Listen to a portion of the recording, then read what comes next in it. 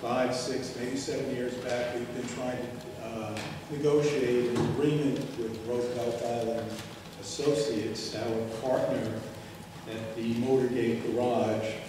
And finally, we've come to, before you, a letter of understanding.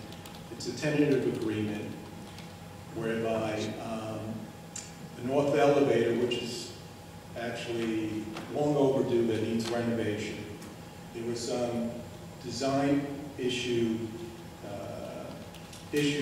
concerning water infiltration on the top floor, and finally we came to an agreement where we would essentially share the cost of the same percentage as we share the revenues in the facility, 61-39%. In addition, Roosevelt Island Associates, because of the design issues, they felt that we should also pick up the cost attributing to the corrective construction for the design issues. Essentially, that was about $88,000. After much discussion and so forth, we thought it would be best for the public interest that we get this elevator renovated. It's been long overdue, and we came up with the agreement before you, where essentially we would pick up, the total cost is estimated at $575,000. RIOC will pick up $384,000, and Roosevelt Island Associates will pick up $190,000 of the cost. We're hopefully like to get this started probably in April, and that's the agreement that we have brought for your ratification. Questions or discussion?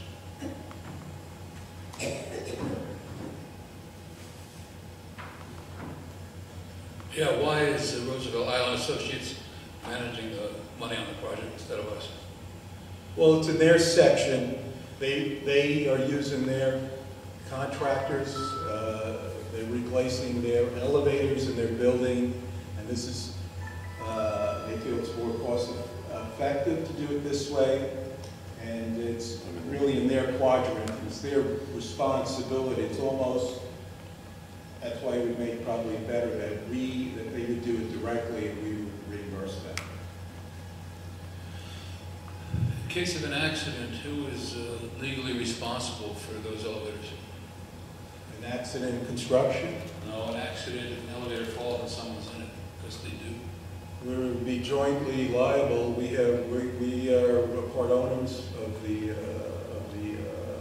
Motorgate garage. We both, it depends on the type of accident, I think, but I'm sure we would be probably one of the defendants if somebody was hurt in the North Quadrant. Well, Commissioner, I could be wrong, but it's a matter, I believe it's a matter of history that those are their elevators. They installed them. That end of the garage was constructed by them. Manhattan Park was built. And I understand why we would want to contribute to the cost of getting those elevators rebuilt. As the letter mentions, in 10 years, actually it's been longer than 10 years, that they had shown recalcitrance in maintaining and upkeeping those elevators at their expense. And it cost us a couple of bucks to get them working in favor of it, but I don't understand why we don't have total control of the money. I mean, I understand Steve's reasoning. I certainly don't understand why we would have any liability for those elevators. I think these things need to be addressed before we sign off on this bill. I personally think. I think there could be some room for some clarification just in looking at the documents. There's a joint operating agreement between RIOC and RIOC, so there is an acknowledged shared responsibility. The way that I think my question would be is that since we have this a third and two-thirds loosely share, is the liability likewise. So maybe there, as we continue to move, that we can clarify this with those caveats as we move forward. Let me just also add maybe to this construction work that is under our direction, that we've contracted out directly, that they share the cost of 39% on, and the same percentage as the revenue share. So it goes back both ways, even though, you know, the construction work is for the overall waterproofing, lighting, for the Motorgate. And they did this as a concession for us, for the escalators, that was the big stumbling block. They wanted us to we were obligated to fix the escalators. And that was holding up this renovation for the elevators. Like I said, it's been 10 years. Sometimes, you know, it's a tough decision. Sometimes it may not be the most equitable, but when it's public safety that's involved, it's a decision that we brought before you. We think it makes sense. We think it's long overdue, and that's why I recommend that we pass ratify the letter of understanding so we could get this work done. Would we need to work in the elevator shaft simply to prevent further water infiltration? If we didn't work on rehab? Right now, the elevator is not operating. It has to be totally replaced. Part of the reason why it's not operating was the water infiltration from the roof. And supposedly, and going back emails from 2004, Roosevelt and Associates was always saying that it was a design issue which they originally brought up to the UDC originally before RIOC was involved. But it goes way back, we're talking about 25 years now.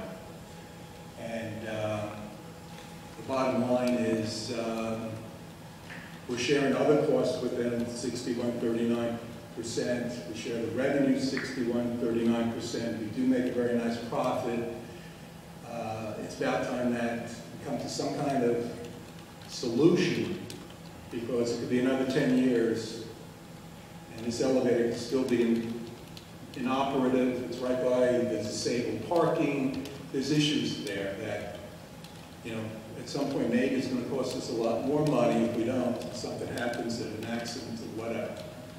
So that's why I think it's about time that we actually, you know, make an effort to get this corrected. Is the elevator ADA accessible? I'll check, but I'm sure that's going to be, this is just a letter of understanding. We haven't gone into all the details. Our engineering department will review and, you know, get the ball rolling. I would assume that it will be, but there aren't any designs yet.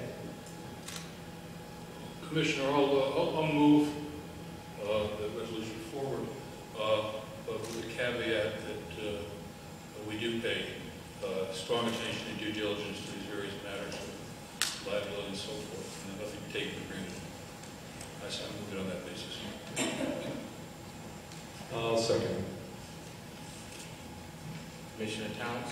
Aye. Ms. Anderson? Aye. Mr. Palovey? Aye. Dr. Grimm? Aye. Dr. Ferrera? Mr. Trout? Aye. The ayes have it, the resolution is adopted.